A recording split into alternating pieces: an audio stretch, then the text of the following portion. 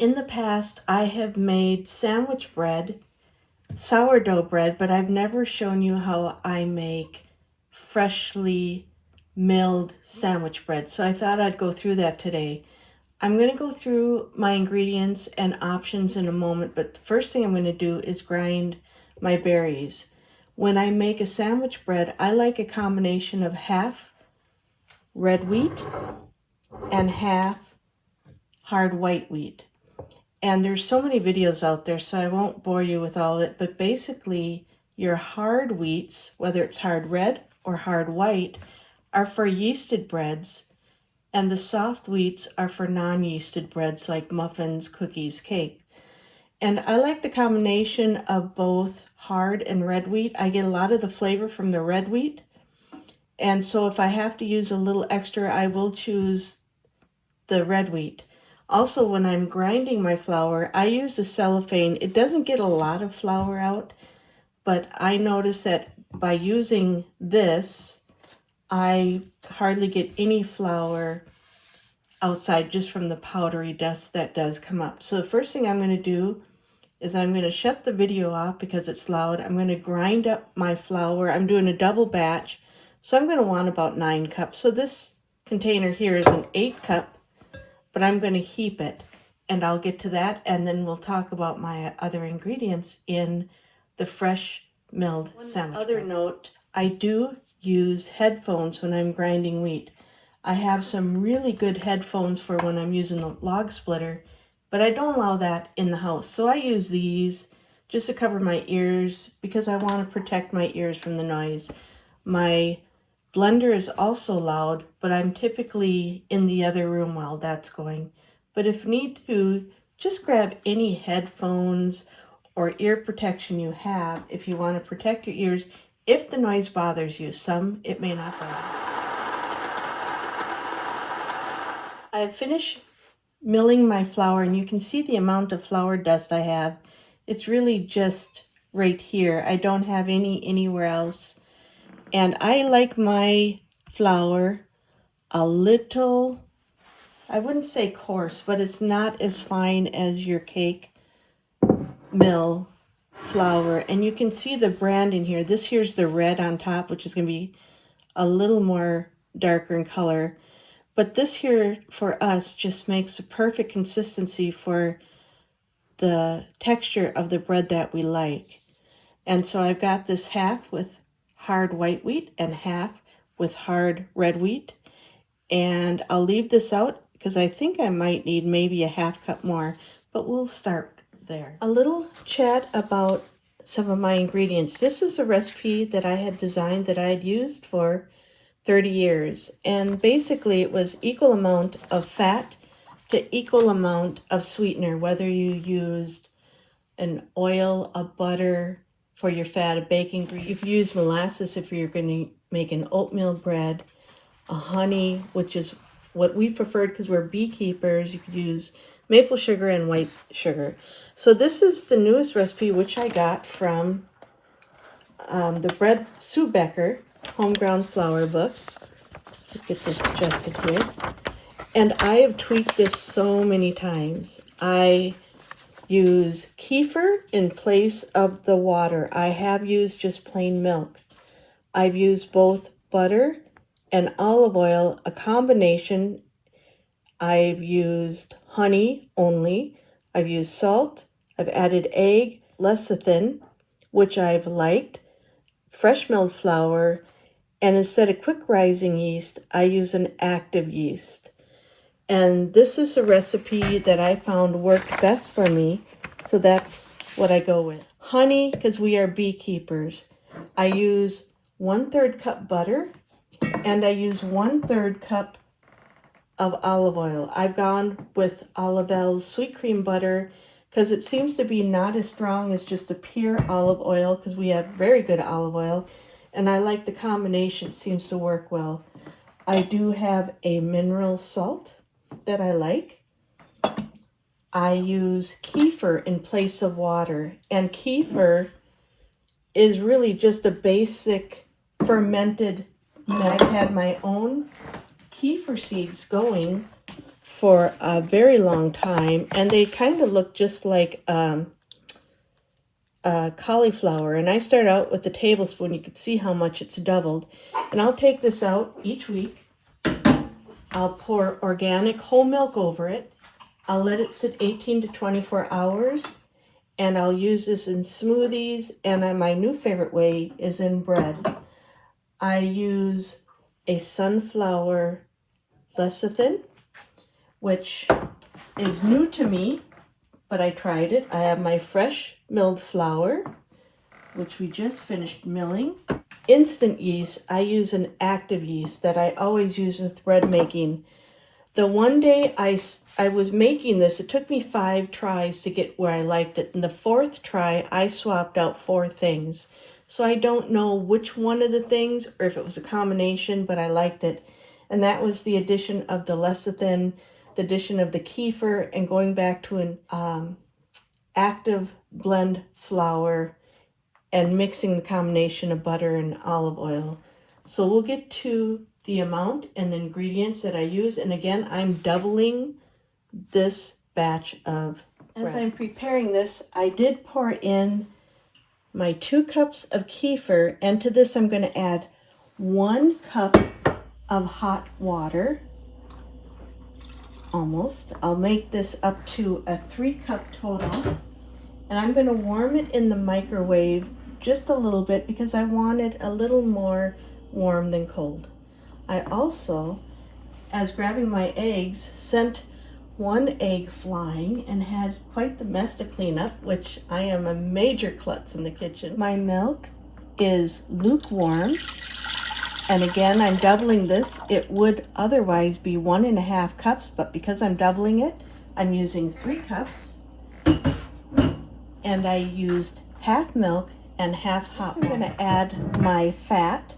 I've got a 1/3 cup butter in here. And I'm just going to add into that some sweet cream flavored olive oil. And this is vegan, by the way. There is no butter in this. But I find this combination nice. The first time I used a pure olive oil, and the olive oil took over the flavor of the bread, and we really didn't like that. And I do use a little butter in the buttering the tops. And I've made this without butter, and either way has turned out just fine. So I've got 2/3 cup, because again, I'm doubling the recipe. And the butter is very yellow. It is an organic, unsalted butter, so I can control what type of salt goes in. You can use whatever you have. You can use whatever fat you have. This is my fat of choice. And next I'm going to measure in my sweetener of choice is honey, because we are beekeepers. This here is the honey that I prefer to use for tea and also baking. It's slightly crystallized, but it's just easy to pour and spread. And this is pure raw organic honey from our honeybees from last year.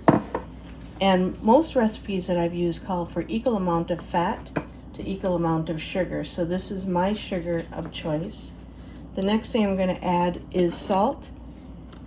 The recipe calls for 2 teaspoons. Again, I'm doubling, so I'm going to go with 4 teaspoons of a pink Himalayan mineral salt. I also use red mints. I think that's what I used last time. But I have this out, so this is what I'm going to use. I'm going to adjust a 1/2 teaspoon for the unsalted butter I put in there. And you don't have to do that. For the liquid, another mention is I'm not taking out the liquid for the active yeast because I will be using a 1/4 cup of liquid. I found that the addition of this liquid made the perfect consistency in this bread, so I'm going to stick with that. The next is the sunflower lecithin. Calls for 1 tablespoon for each batch. I'm doubling this, so it is going to be 2 tablespoons. And this just makes it fluffier. We don't use soy products, and I tried this, and I don't know if it was the addition of this or the kefir or my combination of using the active dry yeast, but I'm just sticking with it because it worked out That is the sunflower lecithin. And now to this, I'm going to add about half of this flour.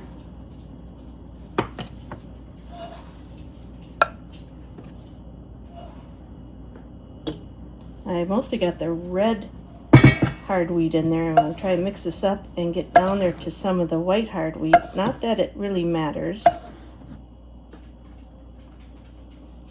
So I'm going to add just a smidge more.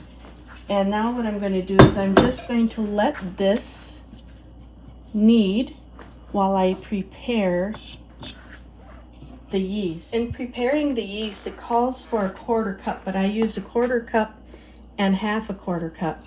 It also calls for a tablespoon of quick dry. I use 2 tablespoons of active yeast. And I also, to feed it, to get it working, because it is hungry, I'm going to add just a sprinkle of some cane sugar on there. And as always, I've always used non-metal, and I don't know why, I've just always done this. So whether this is in my head or something I learned 30 years ago or 40 years ago, I don't remember, to stir it up. And so I'm going to let this sit for the few minutes, the slurry, while I knead what I put in here. Each recipe calls for 1 egg. I'm adding 2. So I'm going to just pre-open it. They are farm fresh eggs delivered from our neighbor, but just to make sure I don't get one that's been missed or sat too long, I always pre-crack it. They look good. Get that in. Now I will start the pre-kneading and just let this knead while the yeast is going. It's only been a couple minutes, but my yeast is definitely active. So I'm going to go ahead and just add that now and put in the majority of the flour. I am an experienced baker of 40 years, so I know where I can experiment and where I shouldn't mess. So if you are new to fresh mill flour, this is not a beginner's tutorial. I would recommend you seek out, and there's so many recipes on the internet. Sue Becker is fabulous. There's so many other people who are making fresh mill flour. It's making a comeback. For a real basic recipe, I'm going to knead this for a minute. And I found this technique worked for me. I'm going to knead it for maybe 10 minutes or so. I'm going to check to see if it needs any more flour. Then I'm going to let it rest and come back to kneading. So I'm going to leave this much flour, maybe about a half a cup's worth. And I'm going to knead this for about 5 to 10 minutes. I'm going to look at it. And if I need to add more flour, I will, and I will let it rest then. In 5 minutes, and you can see it's getting shaggy, but it's still not quite where I want it to be. As far as flour, I think it's got enough flour. It's got enough stretch to it, so I'm not going to add any more flour. But I'm going to set the knead for 5 more minutes. But I am going to let this rest for about 5 minutes, and then I'll knead it for 5 minutes. And I'll keep doing that back and forth until I think it's had enough. Side note, I also have sourdough going with fresh mill flour. And it's about doubled. And I have lots of things I'll be baking with this afternoon. Some English muffins, some pretzel rolls, etc. So it's going to be a bread baking day all around. It's been 5 minutes of resting. The reason why I have this rest is because fresh milled flour absorbs at a much slower rate than already milled flour. You can see it's very stretchy and sticky. I'm going to knead this again for another 5 minutes using my machine. I did this for so many years by hand and kneaded 20 minutes, which I kind of prefer the hand kneading method. But I'm very grateful of a machine, but the fresh milled flour takes a lot more time to knead it. With the leftover flour, I always put it in the freezer in case I need it when I'm short somewhere else. So I have like 3 tubs of these in the freezer.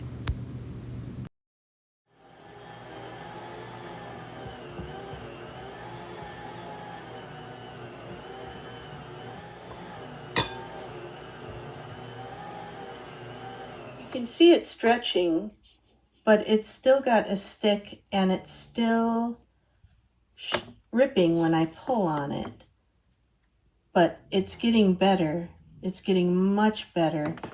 So, and this has only been after 2 minutes since the last recording, and I'm going to let it go 2 more minutes. While my bread dough is resting, I'm going to start with the sourdough biscuits. I'm not going to show this recipe this time. I'm just showing what I'm doing in between recipes. I think in a perfect world, I would probably let this go a little bit longer, but I do have a mountain of baking to get through, so I'm getting a little impatient. And I've said this before, this was the only mark I had against the Bosch, was that it's got the center column. And I don't know if you can see it here, but I do have very short cupboards right here. And I wanted something that would fit underneath the cupboards, because my KitchenAid, while I love that, I got tired of hauling it out every time because it does not fit under the cupboards. And the Ankersham, while I had the option to get it, was taller than my KitchenAid. So I went with the Bosch, which I've been very pleased with. It's just got the center column, so it takes a little more care. But compared to hand kneading, it's not that big of a deal. I did double this dough, so I need to divide it in half. I could weigh it, but I'm too lazy to do that. So I will just eyeball. And I can feel this one's got more in it.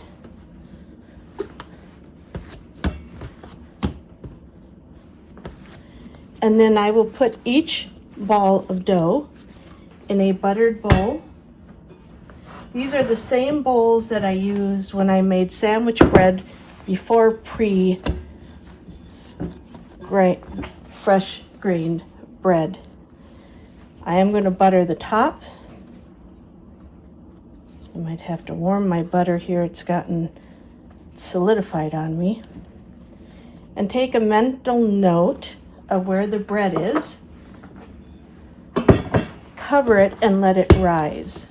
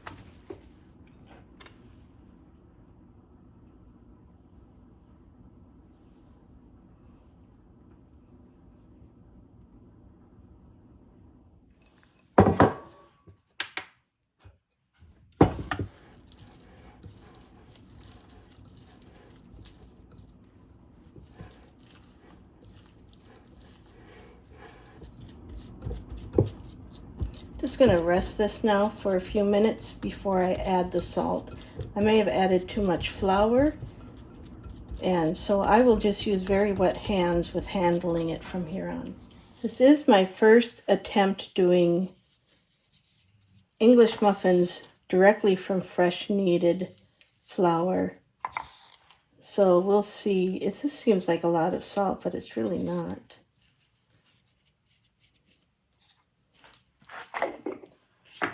So I'm going to mix this. They say to take baby steps, mix a little bit in with your regular recipe, but I've never been one for doing that. I just jump in, and if it works, it works. I've not yet had to throw out anything I've made.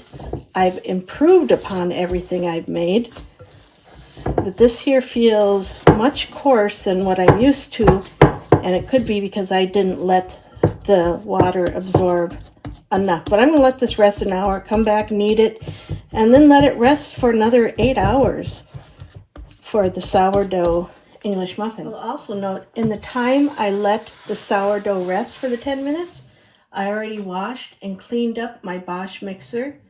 I take great pride in cleaning my tools because they're very special to me and I don't get them very often. Of course, after I got done mixing this, I realized that Sue Becker had a recipe for English muffins with fresh mill flour, but no, I'm trying to convert my own tried true recipe. And so we'll see what happens there. This here is for the bread that I have rising, and a note about this, I've used glass pans for 40 years, and about a month and a half ago, my cupboard swung open and one of my bread pans flew out and shattered. So I took the plunge and ordered 4 of these USA pans. They're silicone coated, and I have been just tickled about these because I don't have to grease or flour or anything. I just put the dough in and it pops right out. So I'm very pleased with these. The cooking has been wonderful. There's no different adjustment for glass to these metal pans. And so this is something I had gotten from, it might have been Sue Baker, somebody else. So I found these on a great sale. I think I got 2 of them for $16. And so I decided to jump in because I wanted not to replace the one glass pan, but if I'm going to do it, I'm going to replace all of them. And I've been very pleased to do that. It has been 40 minutes and this has more than doubled. And I've got 2 bowls.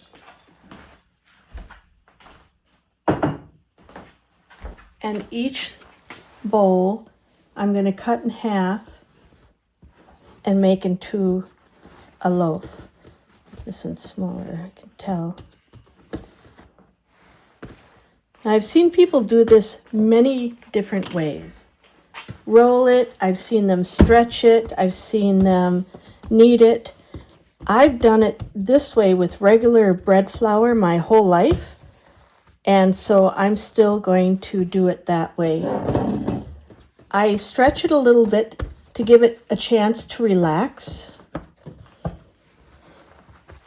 And I can see there's some pulling apart there.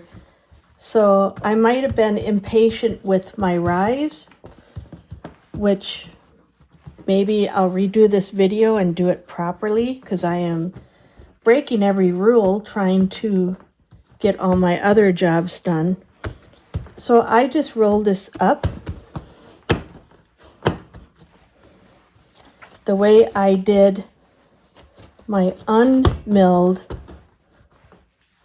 bread.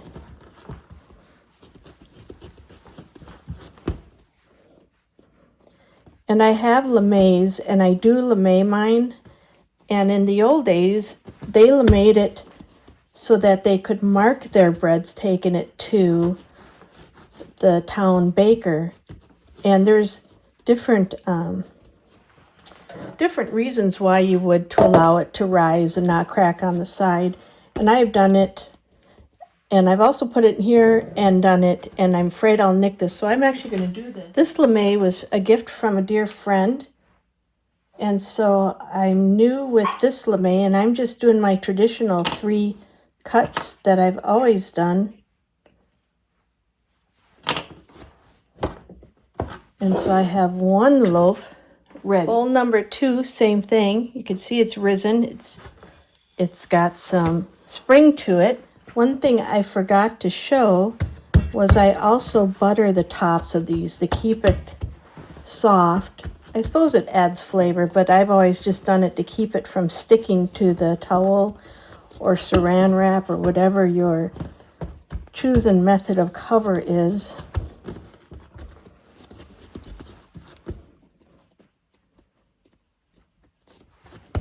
This bread is much more coarse than if you use a bread flour, which we really like it that way. And I actually started baking bread for a friend of ours who was going through some health issues, and he was thriving on it. So that's just tells you of the nutrients that's in a fresh milled flour compared to a shelf store-bought flour, and I keep telling my husband store-bought flour is dead flour and this is a live flour. So I'm going to get these buttered and then let this rise for an hour.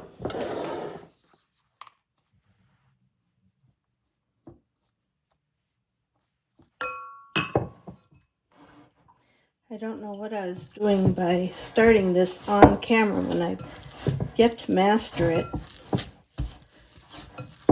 I'm going to keep my hands wet because I can tell this is very dry. I've let the English muffin dough sit for 40 minutes. There's still a lot of breakage in the dough, but letting it sit has improved upon it. So this might just be a slow going since I jumped off and decided just to add the ingredients of my previous recipe. Yeah, you can see the terrage there. So I'm going to have to be a little more patient and let this sit and rest properly. I'm making an eye note of how much dough is in here. It did rise the last rest period, but I think it really needs to rest and relax more than I've been giving. All 4 loaves have risen, and you can see how much over it is gone. And I like to underproof these a hair than overproof, because I've found with fresh mill flour they will sink in if you put them in and let them overproof. So I tend to cook these a little underproof to prevent that. I put them in the oven and I'm going to set the timer for about 43 minutes. This thermometer, as I want it to get to about 190 degrees, and I will check that. The bread is done, and it did fairly well. And I always butter the top. It's a little broken apart more than normal. The taste should be what's most important, but it did rip more than it normally does, and it doesn't seem to,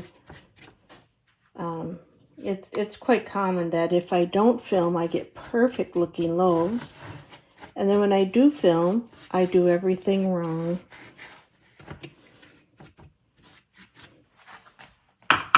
And I'm just going to turn them on the side. There's no ripping or shredding, which is good. And I'll continue buttering it. The bread is still warm, quite warm, but we'll give it a try and see how it turned out. Very nice. Oh, that one broke apart. And I know part of my problem is when I made it a little too deep. So I put peanut butter on it, forgetting to show you the texture of it, but it turned out very good, very delicious, and it tastes wonderful. So very good. Nice. Yesterday when making the sourdough English muffins, it got kind of late and I got busy doing other stuff, so I just put the bowl in the fridge for the night. That was fine. It continued to rise. This morning I took it out. I let it come to room temperature. I patted out 12 balls, and I used semolina flour to cover it, and I'm going to get ready to cook it in cast iron pan. And I also have the oven heating up, because after I cook these in the cast iron pan, I put them in the oven just to continue. I have my cast iron pan here that is ready. I always start with the smaller ones, and I cook 3 at a time. And these have a funny shape on them because I added a little extra dough to bring it out to 12. I'm going to cook this on each side, flip it, and then I'm going to put it in the oven while I cook the next 3, and I'll continue that until they're done. I also use a lid to put on for some added.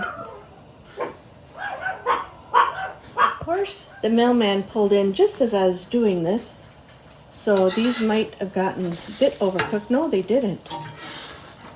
Not at all. So I do add a cover just to give it a little added heat like an oven. I'm going to turn my heat on here down and give this another 3 minutes. Cook about 3 minutes each side, and then I put it in the oven. Every minute and a half about, I do rotate these part way through half because they are so thick. And I want to get them cooking, but I want to cook it as evenly as possible. And then after each 3, I will wipe the pan out very lightly just so I don't get burning semolina in there. I pull these out of the oven, and I always do one small one for taste testing. And what I do is I freeze these in sets of 3s because there's 3 of us. And I will make maybe a sausage, cheese, egg, McMuffin, or just the egg and cheese. So I just fork it. So then all you gotta do is you just squeeze it and it comes right apart. And the thing with sourdough is it does stay hot for a long time. And these are very substantial English muffins, and they turned out really good. These don't have the great big holes that you would expect because I did use a fresh milled flour, and I haven't yet mastered that technique of getting the big holes you would typically see in an English muffin with fresh milled flour. But they're edible, they're delicious, and they're hearty. And I did taste one with a little honey, a little butter. Definitely has the twang of sourdough. It's so good. It is really, really good. So that was very easy to make, and I'll repeat that with fresh milled flour.